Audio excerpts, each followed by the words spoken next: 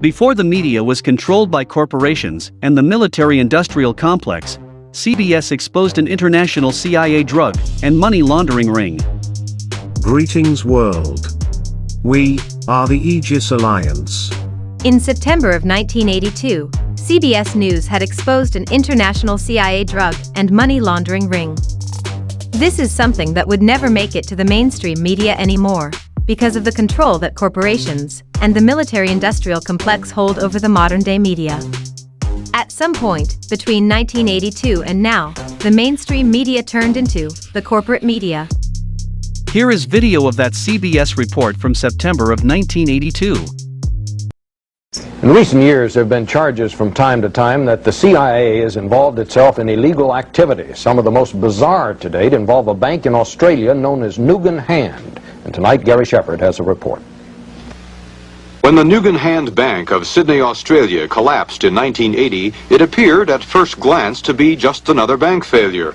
But after Australian authorities began taking a closer look, they discovered a tangled web of intrigue with all the elements of a best-selling spy novel. A mysterious death, the body later dug up from its grave, illegal currency transactions, big-time drug operations, and the Central Intelligence Agency. We were to become the paymasters for the CIA around the world.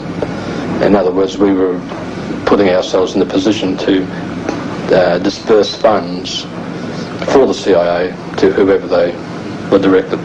Former bank executive Neil Evans, given immunity from prosecution, agreed to talk about the Nugan Hand operation on Australian television. From his account and others, the bank had its genesis during the Vietnam War. 4 of the original stockholders were Americans who listed their addresses as Air America, Army Post Office, San Francisco. Air America was the CIA airline in Indochina, hauling men and supplies on clandestine missions.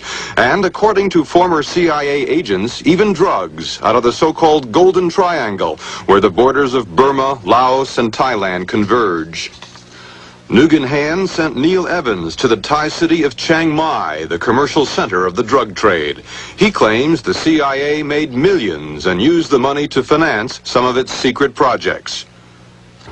The idea was that money would be deposited with the Nugan Hand Bank by the CIA through various channels, and also that the Nugan Hand Bank would be the repository for funds coming in from various CIA enterprises, namely drugs in Thailand, marijuana in particular, and that the Nugan Hand Bank would then be responsible for rerouting that money to an account in America with a New York bank. Nugan Hand was not your ordinary bank. There were secret numbered accounts, and hardly any of its top people were bankers. Many were American civilians and former high-ranking military officers with ties to U.S. intelligence. When they found the body of Australian businessman Frank Nugan, the bank's chairman, shot to death a few months before the bank went under, they discovered in his pocket the business card of this man, William Colby, former director of the CIA. Nugan's partner was Michael Hand, an American Green Beret who served 2 tours in Vietnam, one of them for the Central Intelligence Agency. He disappeared a short while after the bank collapsed and is now believed to be dead. Australian newspapers reported a connection between Nugan Hand and the U.S. Navy's super-secret intelligence unit known as Task Force 157. Among its top agents, CIA man Edwin Wilson, now under indictment for selling arms and explosives to Libyan dictator Muammar Gaddafi. And a man named Patry Loomis has also been implicated. He was the apparent CIA Nugan Hand go-between. It was Loomis who helped Wilson recruit a team of Green Berets to train terrorists in Libya. The Nugan Hand affair has caused an uproar in Australia, where authorities are trying to find out what involvement the bank might have had in the 1975 downfall of the Labour Party government. Meanwhile, investigators on 3 continents are attempting to trace $50 million missing from the accounts of depositors, including many Americans. Here in this country, the CIA denies any involvement with drug operations in Indochina, the Nugan Hand Bank itself, or the deaths of the 2 men who ran it. Gary Shepard, CBS News, Los Angeles. The media has become much more censored since back then.